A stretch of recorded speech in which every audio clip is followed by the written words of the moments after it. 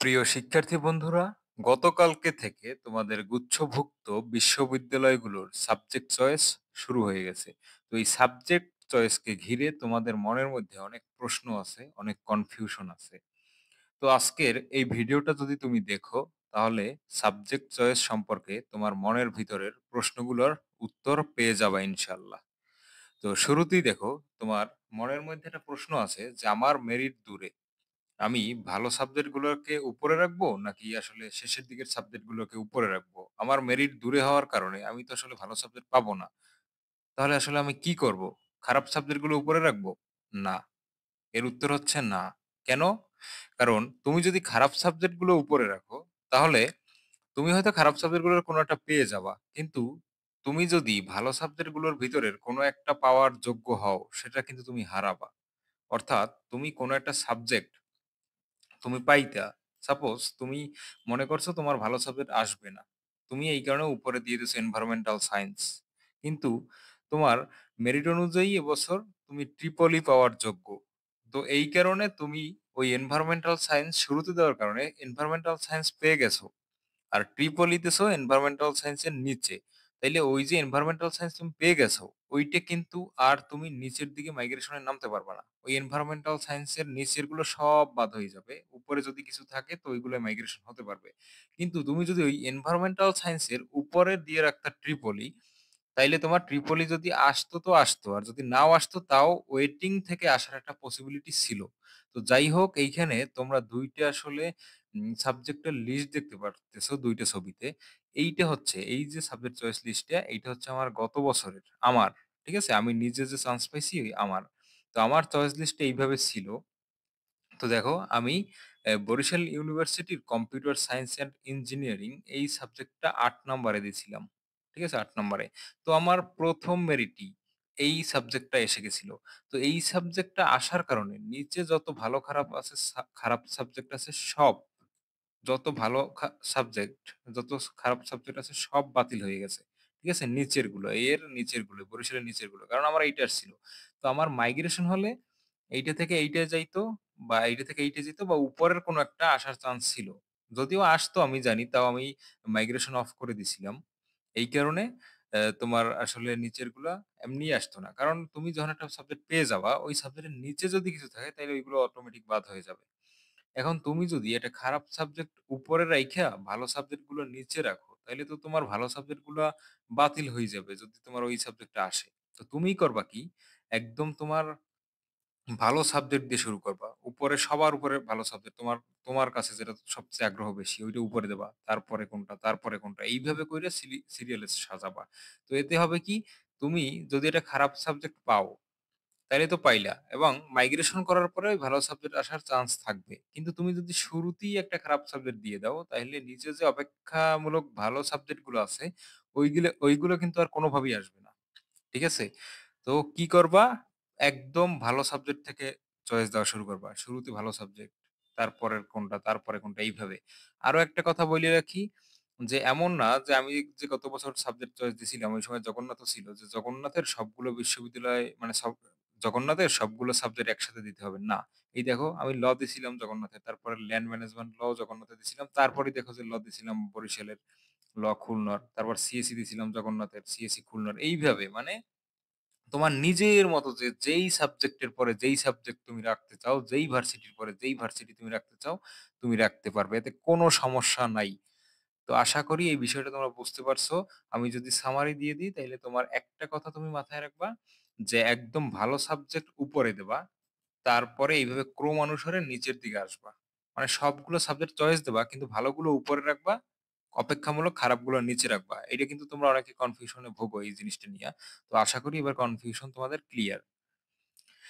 তারপরে একটা প্রশ্ন তোমাদের মধ্যে ঘুরপাক খায়, কয়টা বিশ্ববিদ্যালয়ে চয়েস দিব?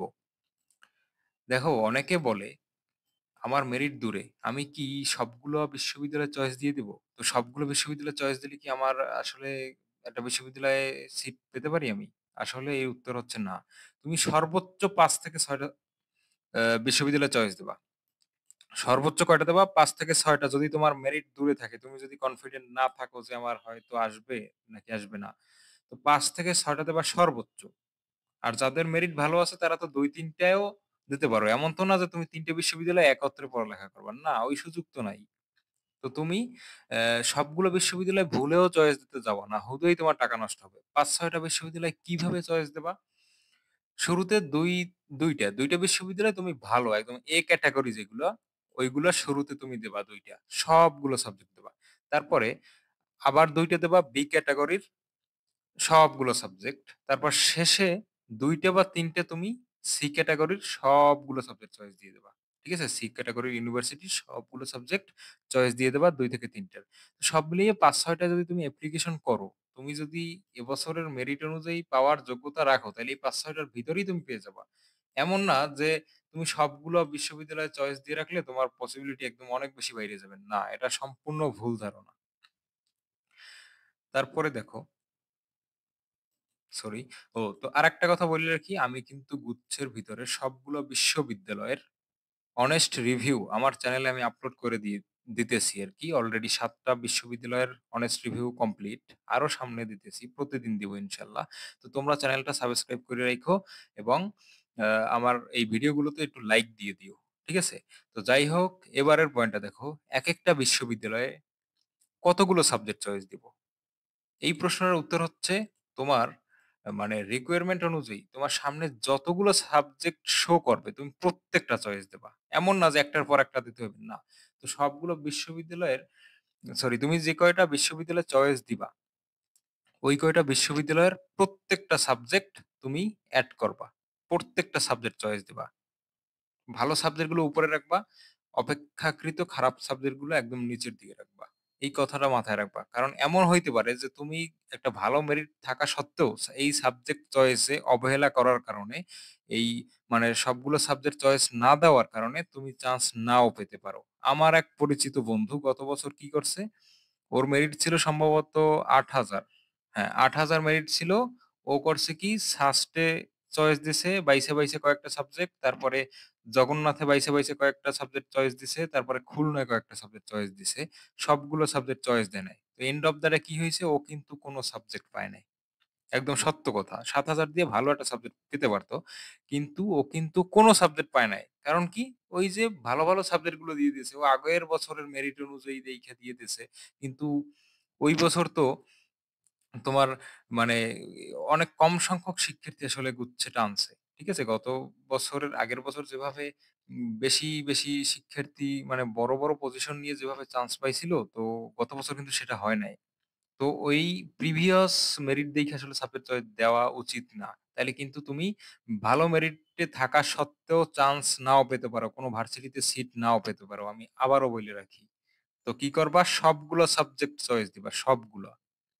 মানে আমি সবগুলো বিশ্ববিদ্যালয় দিতে বলতেছি না কিন্তু। তুমি যদি ৩-৪ টা বিশ্ববিদ্যালয় সিলেক্ট করো, তাহলে ওই ৩-৪ টা বিশ্ববিদ্যালয়ের প্রত্যেকটা সাবজেক্ট চয়েস দিবা। এইটা মনে রাখবা সবসময়। আর্টস, কমার্সের সাবজেক্ট, সায়েন্সের সাবজেক্ট সব। আশা করি বিষয়টা বুঝতে পারছো। তারপরেও তোমাদের আরো কিছু জিজ্ঞাসা থাকে। যেমন বেশি সাবজেক্ট চয়েস দিতে কি বেশি টাকা লাগে? এইটার এক কথায় উত্তর হচ্ছে না। বেশি টাকা কখন লাগবে?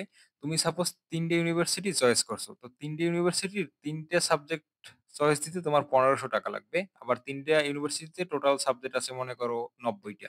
ওই ৯০ টা সাবজেক্ট চয়েস দিতেও তোমার ৳১৫০০ লাগবে। তো একটা ইউনিভার্সিটির একটা সাবজেক্ট চয়েস দিতে ৳৫০০ লাগবে। আবার ওই একটা মানে একটা ইউনিভার্সিটির মনে করো ৫০ টা সাবজেক্ট চয়েস দিতে ওই ৳৫০০ লাগবে। এক্সট্রা কোন টাকা লাগবে না যদি একটা ইউনিভার্সিটি তুমি চয়েস করো। এইভাবে ২ টা ইউনিভার্সিটি করলে ১,০০০, ৩ টে করলে ১৫০০, ৪ টা করলে ৳২,০০০। ঠিক আছে? প্রত্যেকটা ইউনিভার্সিটিতে ৳৫০০ করে লাগবে। আবারও বলি একটা ইউনিভার্সিটির একটা সাবজেক্ট চয়েস দিতেও ৳৫০০ লাগবে। একটা ইউনিভার্সিটির ৫০ টা সাবজেক্ট যদি থাকে, সেই ৫০ টা সিলেক্ট করতেও তোমার ওই ৳৫০০ লাগবে। তো তুমি অবহেলা কইরা বা অলসতা কইরা ভুলেও বাইসা চয়েস দিও না। সবই দিবা। উপরে ভালোগুলো রাখবা কিন্তু নিচে খারাপগুলোও রাইখো। কারণ সবগুলো সাবজেক্ট তোমার চয়েস দিতে হবে। নাইলে তোমার সিট আসলে তুমি নাও পেতে পারো। তারপরের টপিক দেখো, কত মেরিটের ভিতরে থাকলে সাবজেক্ট চয়েস দেওয়া উচিত? অনেকে আছে ১৮,০০০, ২০,০০০, ২২,০০০ পজিশন নিয়া চিন্তা করতেছে সবগুলো বিশ্ববিদ্যালয়ে চয়েস দিয়ে রাখবে। তো এইটা আমি আগেই বইলে দিছি যে দিবা কি দিবা না। এবার আসি কত মেরিটের মধ্যে থাকলে সাবজেক্ট চয়েস দেওয়া উচিত? এইটা আমি ২০,০০০ ধরলাম। যদিও ২০,০০০ বেশি হয়ে যায়। তো ২০,০০০ আমি ধরলাম। কারণ কি? গুচ্ছের সিট আছে এবার A ইউনিটে ৮,০০০।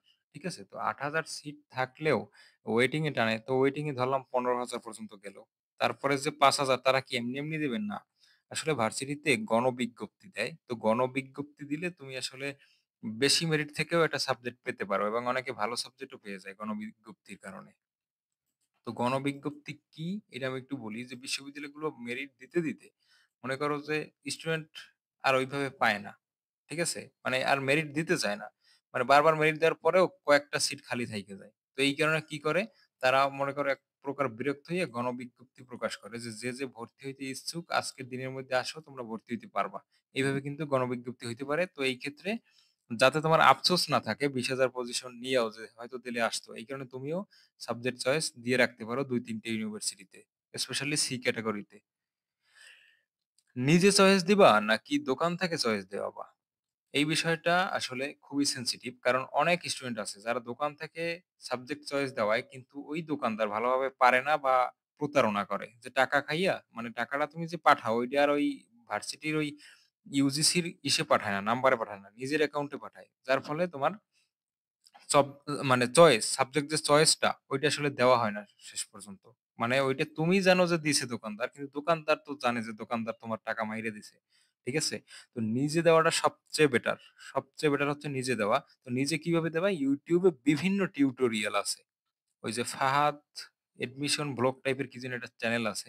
তো উনি কিন্তু বেশ ভালো, ভালো ভিডিও বানায়। ওনার ভিডিওগুলো দেখলে তুমি আসলে নিজেই দিতে পারবা। ঠিক আছে?